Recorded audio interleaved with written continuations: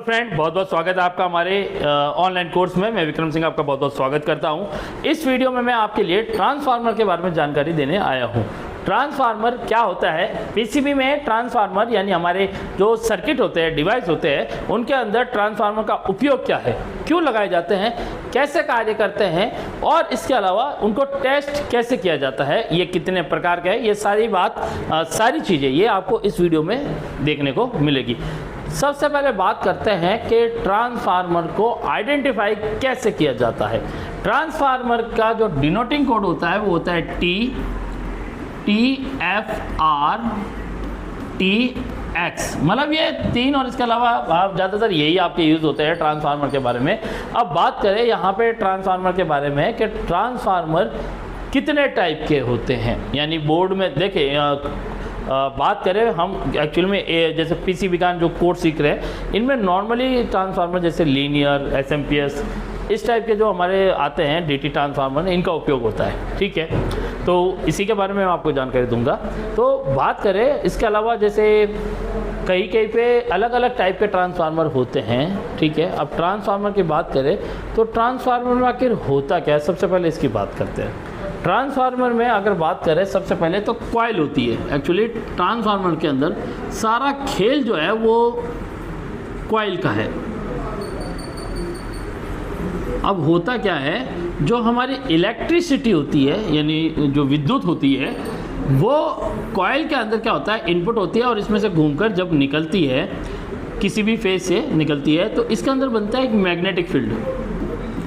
इस magnetic field को दूसरी कॉइल क्या करती है, प्राप्त करती है, और उस कॉइल का जितना वाइंड रोटेशन होगा उसके अकॉर्डिंग वो वोल्टेज बनाएगी। वायर की साइज जितनी मोटी होगी उतने की साइज के अकॉर्डिंग वो एम्पियर आउट यानी जो गति है वो निकालेगी। ठीक है, यानी उसकी क्षमता होगी। अब यहाँ पर इलेक्ट्रिसिटी को किस में बदला, मैग्नेट में। ठीक है, मैग्नेट में बदला। मैग्नेट बनने के बाद इससे सेकेंडरी कॉइल ने क्या करा, यानी इस दूसरी कॉइल ने क्या करा, एब्जॉर्ब किया, यानी मैग्नेट पास हुआ। फिर इसने मैग्नेट को क्या करा, इलेक्ट्रिसिटी में बदला। तो यहाँ पर ये कर क्या रहा है, यहाँ पर ये इसे ट्रांसफॉर्म कर रहा है, ट्रांसफॉर्मेशन कर रहा है, एक रूप से दूसरे रूप में परिवर्तित कर रहा है, फिर उसे दूसरे रूप से वापस उसी रूप में क्या कर रहा है, परिवर्तित कर रहा है। तो ये जो प्रक्रिया है ये होती है ट्रांसफॉर्मेशन, और इसी प्रक्रिया के आधार पे इसका नाम दिया गया है ट्रांसफार्मर। ठीक है, एक ट्रांसफार्मर में दो कॉइल होती है। एक ट्रांसफार्मर में क्या होगा, दो कॉइल होगी। एक कॉइल होती है प्राइमरी कॉइल होती है, और दूसरी जो कॉइल होती है वो होती है सेकेंडरी। ये होगी हमारे इधर के सेकेंडरी कॉइल और इधर की हो गई प्राइमरी कॉइल। ठीक है, अब प्राइमरी जो मेन काम होता है ना वो प्राइमरी कॉइल का होता है, यानी जो मेन कार्य है ना किसी ट्रांसफार्मर में वो प्राइमरी कॉइल का है। एक्चुअल में प्राइमरी कॉइल ही मैग्नेटिक फील्ड बनाती है। ठीक है, मैग्नेटिक फील्ड बनाने से क्या होता है कि दूसरी तरफ सर्किट में बिना मतलब किसी और चीज़ के सिर्फ मैग्नेटिक फील्ड द्वारा वोल्टेज को यानी इलेक्ट्रिसिटी को पास करना होता है।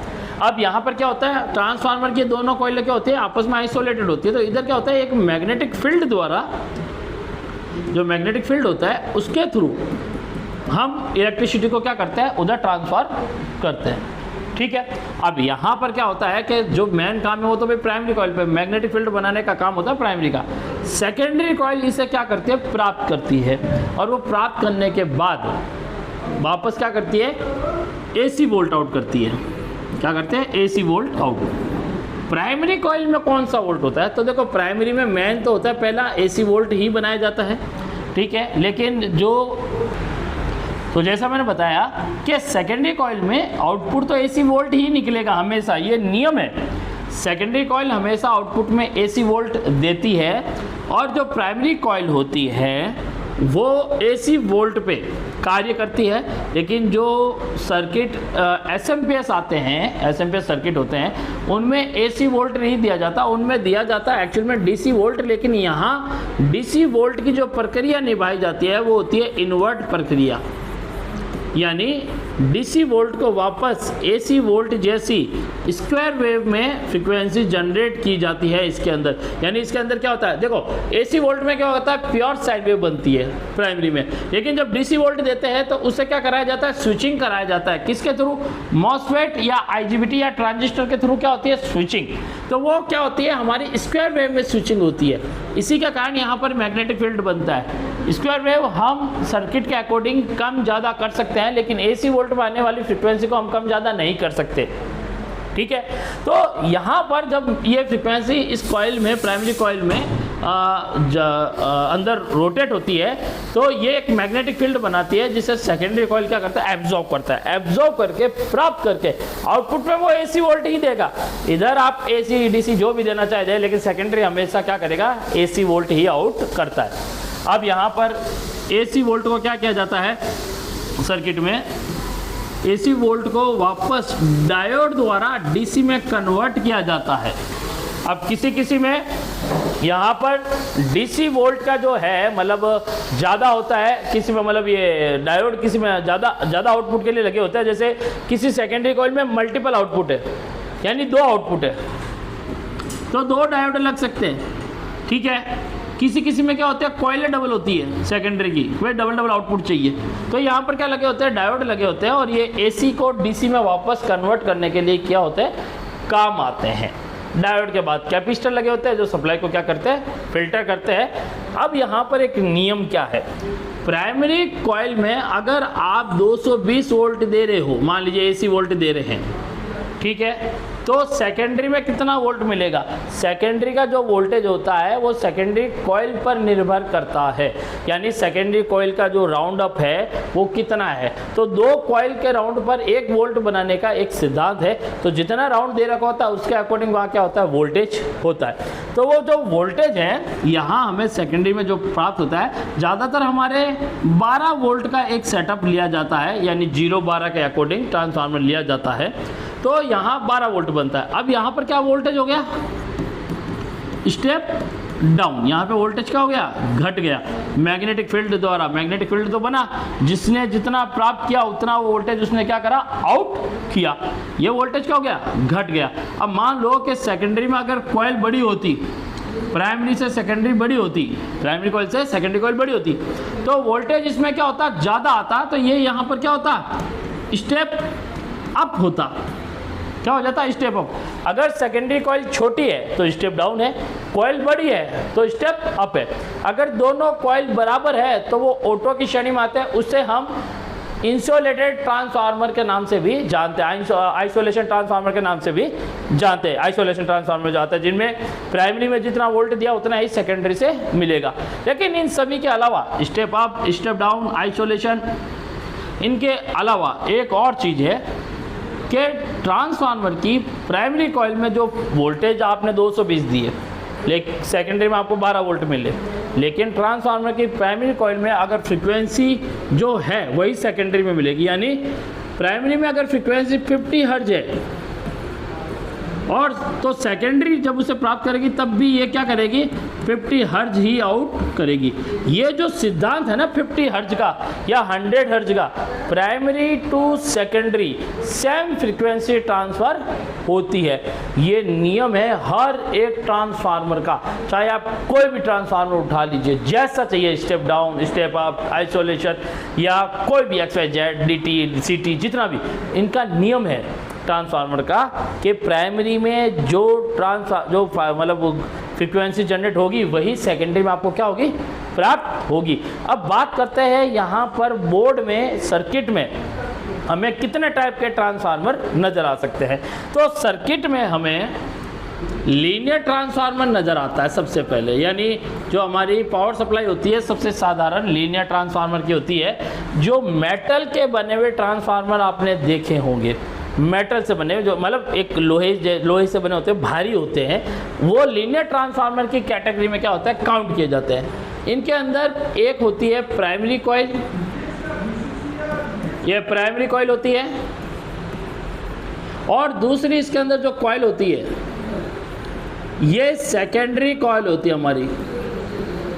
तो 2 कॉइल होगी, प्राइमरी एंड सेकेंडरी 2 कॉइल हो गई, ठीक है। इसमें एक्स्ट्रा कॉइल आ सकती है, ऐसा नहीं है। सेकेंडरी में आपको क्या होगा, डबल कॉइल मिल सकती है, 2 कॉइल अलग अलग वोल्टेज के लिए, या दोनों का पॉइंट एक हो सकता है। जैसे हमारे 12-0-12 आते हैं, इसमें 12-0-12, ठीक है। 0 को एक कॉमन करके 12 को आप जोड़ दोगे तो आउटपुट में आपको 24 वोल्ट मिलेंगे। ये नियम है ट्रांसफार्मर का।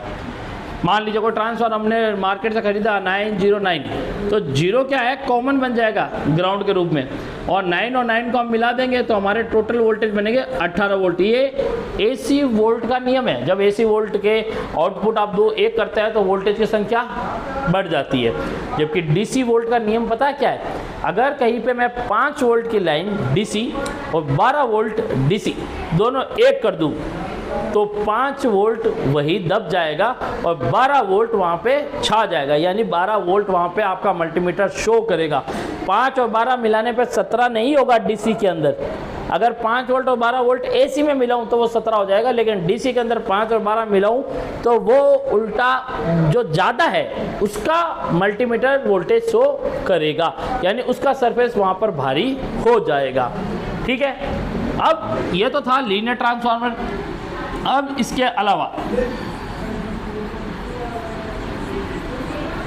हमारे SMPS सर्किट में SMPS जो आते हैं हमारे, जो ये तो गए लीनियर, इसके अलावा आते हैं हमारे DT ट्रांसफार्मर। DT ट्रांसफार्मर जिसे डायरेक्ट ट्रांसफार्मर के नाम से भी जानते हैं, ये SMPS सर्किट में लगे होते हैं, ठीक है। अब इनमें क्या होती है, एक होती है प्राइमरी कॉइल, लेकिन इसकी प्राइमरी और इसकी प्राइमरी में बहुत फ़र्क होता है। इसकी प्राइमरी में जो वाइंड होता है लीनियर में वो बहुत ज़्यादा होता है। मेटल वाला अगर आप चेक करेंगे तो मेटल वाले की जो प्राइमरी साइड होती है, यानी जिस तरफ मोटे तार है प्राइमरी उधर होती है, खास करके रेड वायर जिस तरफ होते हैं उधर आप प्राइमरी चेक करेंगे तो आपको जो वैल्यू आती है वो 300 प्लस आती है। यानी आप एक रेजिस्टेंस पे वैल्यू चेक करेंगे तो 300 से ज़्यादा ओम उसमें शो करेगा, 300 से ज़्यादा।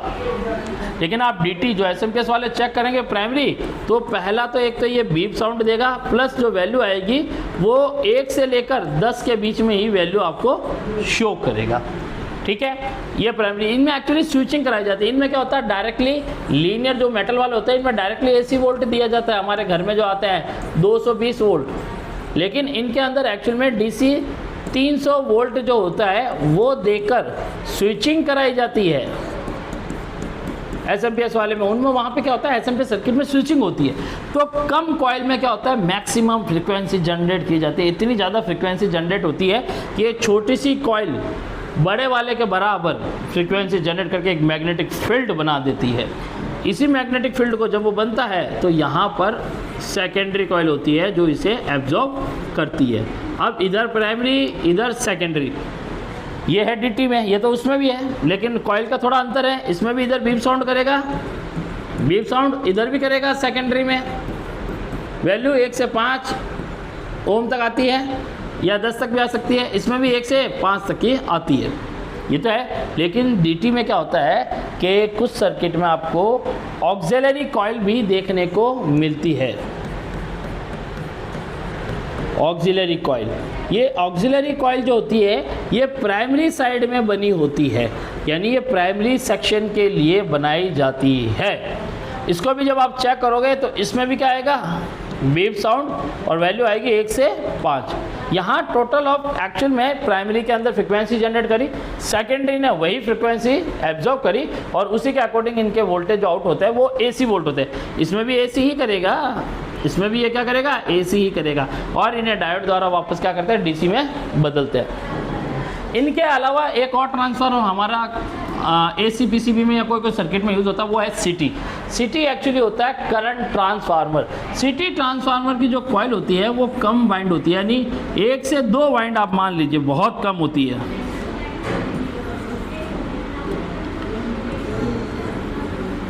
ये इतनी ही वाइंडिंग है इसकी, कम है, ज़्यादा नहीं है, ठीक है। तो वाइंडिंग क्या होती है इसकी, कम होती है। और इसकी जो सेकेंडरी कॉइल होती है इसकी वाइंडिंग क्या होती है, ज़्यादा होती है। इसकी तो मैं एक बात बता रहा हूँ आपको, CT वाले में सिर्फ एक वायर टर्न होगा, किसी में 2 वायर टर्न होगा, इससे ज़्यादा नहीं है टर्न, ठीक है, किसी में सिंगल वायर में ही टर्न प्राइमरी खत्म हो जाती है। एक्चुअल में क्या होता है, सीटी का उपयोग जो किया जाता है वो होता है करंट यानी एम्पियर लोड का पता करने के लिए। जो एसी वोल्ट होता है उसकी जो गति होती है, गति को हम एम्पियर यूनिट में नापते हैं। उसी एम्पियर यूनिट को चेक करने के लिए प्राइमरी कॉइल को सीरीज में लगाया जाता है सर्किटों में। जब करंट, जैसे एसी वोल्ट है हमारा 220, ये तेजी से एक पिन में घुसकर दूसरी से आउट होगी तो इसमें हल्का हल्का मैग्नेटिक फील्ड बनता है। यही मैग्नेटिक फील्ड सेकेंडरी कॉइल बहुत सारी होती है जो बहुत सारा इसे प्राप्त करती है और आउटपुट में क्या करती है, एसी आउट करती है, एसी वोल्ट। फिर इनमें भी क्या होता है, डायोड लगाकर उसे डीसी में कन्वर्ट करके आगे सर्किट में देते हैं। तो ये जो सीटी ट्रांसफार्मर होता है इन्हें करंट ट्रांसफार्मर कहा जाता है, सीटी को करंट ट्रांसफार्मर। तो ये एम्पियर लोड पता करने के लिए होते हैं। सीटी के बारे में आप आगे जो अलग अलग सर्किट आपके आएंगे, आप जो कोर्स कर रहे हैं उन कोर्सों में ये जो आएंगे उस समय आपको सीटी ट्रांसफार्मर के बारे में पूरी जानकारी और भी मिलती रहेगी। ठीक है, सीटी की मैं आपको बता दूं कि प्राइमरी कॉइल हमेशा बीप करती है, वैल्यू तो बिल्कुल शायद ना ही दिखाए, और सेकेंडरी जो होती है वो करीबन वैल्यू शो करता है, बीप साउंड नहीं आता है उसमें, वैल्यू शो करेगा। ये वैल्यू का मतलब आप रेजिस्टेंस मोड पे चेक करोगे तो किसी में 100, 150, 135, 170 इसके आसपास की वैल्यू आपको शो करेगा जो लगभग सही होती है। ठीक है, तो ये है हमारा लीनियर, डीटी और सीटी ट्रांसफार्मर के बारे में।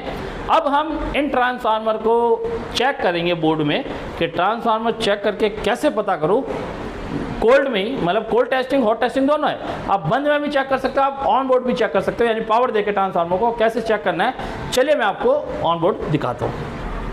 तो फ्रेंड यहाँ पर जैसे ये हमारे पास लीनियर ट्रांसफार्मर है, इसे कहा जाता है लीनियर ट्रांसफार्मर। लीनियर ट्रांसफार्मर की बात करें तो ये लगभग मेटल के बने होते हैं।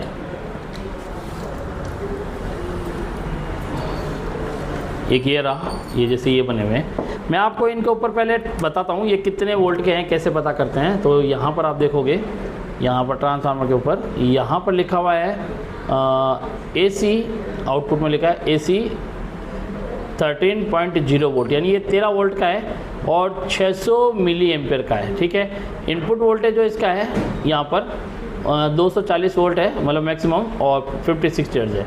अब 240 मतलब एक इसका एक रेंज बताया कि भाई इतने वोल्ट के आसपास आएगा तो इतना वोल्ट ही आउट होगा। अब 240 की जगह 220 आएगा तो इसमें आउटपुट वोल्टेज होगा वो 12 के आसपास होगा। ये लगभग इसके ऊपर बताया गया है। अगर हम बात करें इस ट्रांसफार्मर की तो इसके ऊपर भी आप देखोगे तो यहाँ पर लिखा है AC 220 वोल्ट 50-60 हर्ट्ज, रेड मतलब ये इसका IP यानी इनपुट वोल्टेज है। तो इनपुट वोल्टेज किस में आएगा, रेड में, उसमें भी मार्क था। ठीक है, इसमें output AC 12 volt 450 milli ampere, मतलब 400 आधा एम्पेयर के आसपास का है, और इसमें दे रखा है वाइट, यानी ये वाला जो कनेक्टर है, ये जो कनेक्टर है इसका आउटपुट है, और ये जो रेड है ये इसका इनपुट है। तो इसमें हमें AC वोल्ट देना है और इसमें हमें आउटपुट चेक करना है। लेकिन उससे पहले अगर हमें चेक करना हो ट्रांसफार्मर सही है या खराब, तो चेक करने के लिए जैसे इसमें दे रखा है इनपुट वाइट AC 240 वोल्ट दे रखा है। मैं आपको बता दूं कि जो AC की जो पिन होती है मोटी वायर की होती है, सबसे बड़ी ये वायर मोटा होता है, और जो इनपुट जो होता है और आउटपुट हमेशा पतले वायर का होता है। ठीक है, तो यहाँ मैं इसको चेक करूँगा तो मुझे मल्टीमीटर को करना है B ब्रांच पर सेट। ठीक है, यहाँ पर मैं इसको B ब्रांच पर सेट कर देता हूँ। ठीक है, और दोनों प्रोब को क्या करना है, यहाँ पर ये इनपुट पिनों पे लगाना है। ये देखिए वैल्यू कितना है, 300 प्लस। ये चेक करना है, ये हर एक ट्रांसफार्मर को जब आप चेक करोगे 300 प्लस वैल्यू के आसपास, तो यानी ज़्यादा ही आनी चाहिए, चाहे 1000 आ जाए, 1200 आ जाए, 1500 आ जाए चलेगा, लेकिन कम नहीं आना चाहिए। 300 से थोड़ा बहुत कम हो सकता है, लेकिन ऐसा नहीं है 100-150 दिखा है वो बहुत कम माना जाता है लीनियर में, वो सही नहीं होता है। ठीक है, अब यहाँ मैंने ये प्राइमरी चेक करी। अब इस ट्रांसफार्मर की अगर मैं प्राइमरी चेक करूँ, जैसे ये रेड वायर की थी, तो यहाँ पर इसकी दोनों पिनों लगाने पर देखो कितनी आ रही है, 542 है ना, 542, तभी क्या है, सही है। अब अगर हम सेकेंडरी चेक करें, जैसे इसकी ये सेकेंडरी पिन को हम अगर ये चेक करें यहाँ पर, तो यहाँ पे जो रेजिस्टेंस वैल्यू है वो बीप साउंड प्लस वैल्यू आएगी। देखिए बीप साउंड आ रही है, 2.4 वैल्यू आ रही है। जैसा कि मैंने अभी आपको बताया कि लीनियर की सेकेंडरी कॉइल में जो वैल्यू आएगी वो 1 से 5 के बीच में आएगी। ठीक है, तो 2.4 आ रही है। अब इसकी भी जो सेकेंडरी कॉइल है ये वाली, इस कॉइल पर अगर हम चेक करेंगे तो यहाँ पर एक प्रॉप का रखा और दूसरी पे हमने रखा, इसमें बीप साउंड आ रहा है और वैल्यू जो आ रही है 1.7 के आसपास आ रही है, देख सकते हैं आप। ठीक है, तो यहाँ पर ये जो वैल्यू दिखाई है मैंने, ये है ओके कंडीशन की वैल्यू। ठीक है, आपको लीनियर इसी प्रकार से क्या करना है, चेक करना है। अब मैं आपको एसएमपीएस में जो डीटी ट्रांसफार्मर आते हैं उन्हें चेक करने का तरीका बताता हूँ। अब एसएमपीएस डीटी ट्रांसफार्मर जो होता है वो बोर्ड के अंदर ज़्यादातर लगे होते हैं। जैसे कि यहाँ पर मैं आपको एक खुला ट्रांसफार्मर दिखाता हूँ। ये एक पीसीबी में से निकाला हुआ ट्रांसफार्मर है। यहाँ पर ये इस पीसीबी में लगा हुआ है, ये इस पीसीबी में लगा हुआ है, ये देखिए।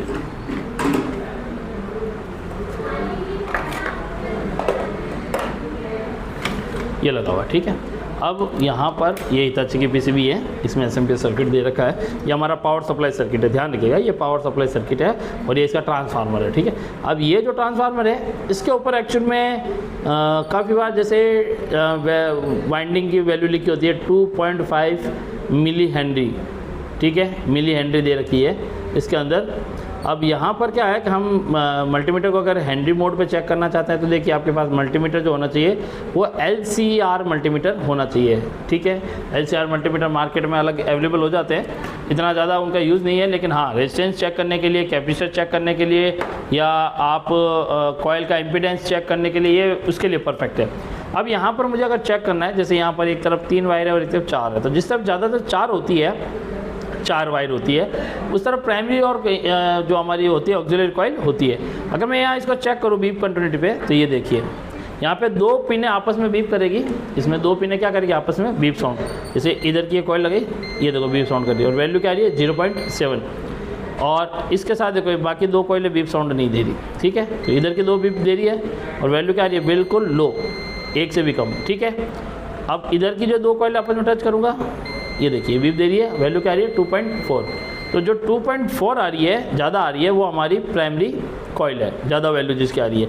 इधर हमारी ये सेकेंडरी कॉइल है। अब सेकेंडरी में ये देखिए ये बीप नहीं कर रही, ये तो ये खाली है, क्या इसका खाली दिया। अब इसको 2 टच करो, ये देखो ये, हाँ सॉरी इधर दिखाता हूँ, इधर आ गया बिल्कुल ही।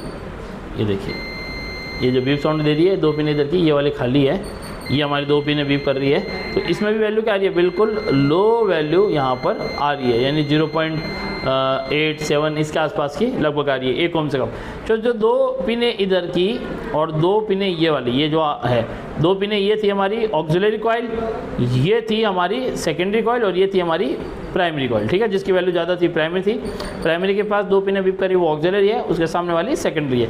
अब बोर्ड में यहाँ चेक करना है प्राइमरी और सेकेंडरी, तो जिस तरफ फिल्टर कैपेसिटर लगा होता है उस तरफ आपकी प्राइमरी कॉइल होती है। ध्यान देना, जिस तरफ AC इनपुट का सर्किट दिया होता है, ब्रिज रेक्टिफायर दिया होता है, उधर का जो मुंह होता है ना ट्रांसफार्मर का, वो होता है प्राइमरी। अब इधर इस तरफ चेक करना है, तो इधर जो कॉइल है, ये देखो इधर चेक करूँगा, 2 पिन आपस में बीप करेगी, बीप कर रही है, 0.9 वैल्यू आ रही है, और 2 चेक कर रहा हूँ,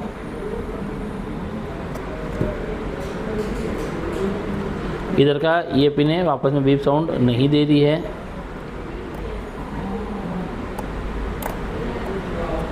ये पिन आपस में ये खाली हो सकती है यहाँ पे ट्रांसफार्मर की। इधर की ये 2 पिनें देखता हूँ,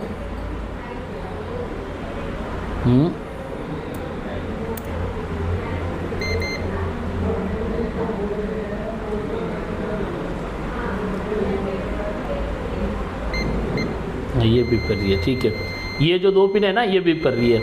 तो जिसकी वैल्यू ज़्यादा आ रही थी, करीबन ये देखिए यहाँ पर वैल्यू आ रही थी 0.9, ये प्राइमरी है, और यहाँ इसके विपरीत दिशा में जो वैल्यू आ रही है वो है सेकेंडरी हमारी, जो वैल्यू कम आ रही है। ठीक है, इधर ऑक्सिलरी का शायद दिया नहीं है क्योंकि यूज़ नहीं की जा रही है, ऑक्सिलरी खाली रखी गई है। ठीक है, तो ऐसे ये हमारे डीटी ट्रांसफार्मर है। इसे आप ऐसे बीप कंटिन्यूटी पे चेक कर सकते हैं, और जो पहले बताया वो लीनियर ट्रांसफार्मर था, उसको अपने अकॉर्डिंग आप जैसा भी बताया वैसे चेक कर सकते हैं।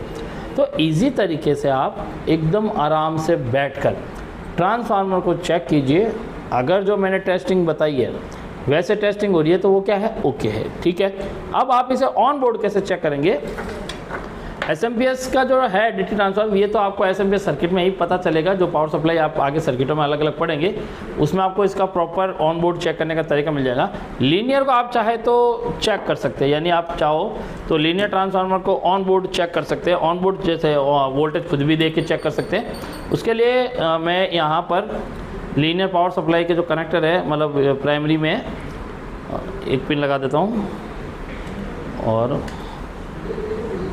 एक सेकेंडरी इसमें प्राइमरी में दोनों तरफ एक एक पिन लगा देता हूँ और इसको पावर दे देता हूँ। ठीक है,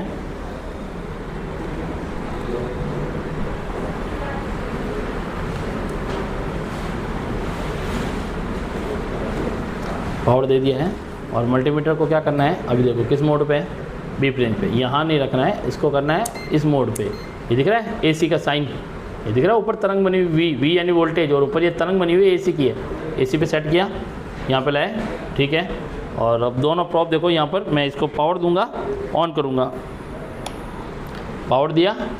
अब यहाँ पर एक प्रॉप मैंने यहाँ लगाई और दूसरी प्रॉप मैंने यहाँ लगाई। ये देखो कितना वोल्ट आ रहा है, 14 वोल्ट आ रहा है, 14 वोल्ट। ठीक है, इनपुट में हमारा AC वोल्ट आ रहा है। ये देखो AC वोल्ट कितना आ रहा है वो देखो, आपको दिखाता हूँ, 226 वोल्ट आ रहा है। और आउटपुट में इसका वोल्टेज कितना आ रहा है, यहाँ पर इजीली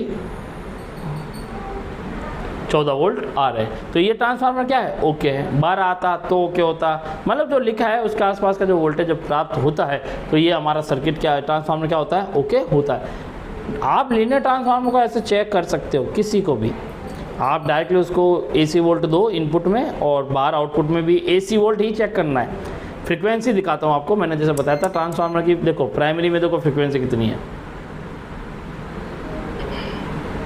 50 हर्ट्ज के आसपास है। ठीक है, ये आपको दिख रही होगी, ये 50 हर्ट्ज के आसपास। ठीक है, ये 50 हर्ट्ज के आसपास दिखा रहा है, 50 हर्ट्ज। अब सेकेंडरी में देखो 50 हर्ट्ज, सेम है। तो यही नियम है, इनपुट में जो फ्रीक्वेंसी मिलेगी आपको वही सेकेंडरी में मिलेगी, यानी प्राइमरी में जो फ्रीक्वेंसी होगी वही आपकी सेकेंडरी की फ्रीक्वेंसी होगी। ठीक है फ्रेंड, तो ये था इसके टेस्टिंग का तरीका। आप भी इसे एक तो इस मोड पे इस पे जो चेक करेंगे आप वो होगा AC वोल्ट का। इसमें जो है ये जो है ऑप्शन हमारा दे रखा है, ये हमारा AC वोल्ट का ऑप्शन है और ये हमारा फ्रीक्वेंसी मोड का है, HZ जो लिखा है। इस पर आप दोनों देख के चेक कर सकते हैं। वैसे फ्रीक्वेंसी अगर वोल्टेज बन रहा है तो फ्रीक्वेंसी का कोई चेक करना इतना इंपॉर्टेंट नहीं होता है। तो आप भी AC टू AC वोल्ट इस पर चेक कीजिए। ठीक है, और कोई प्रॉब्लम आती है तो मुझे कॉन्टैक्ट करें। बाकी मिलता हूँ आपसे नेक्स्ट वीडियो में, अभी के लिए धन्यवाद।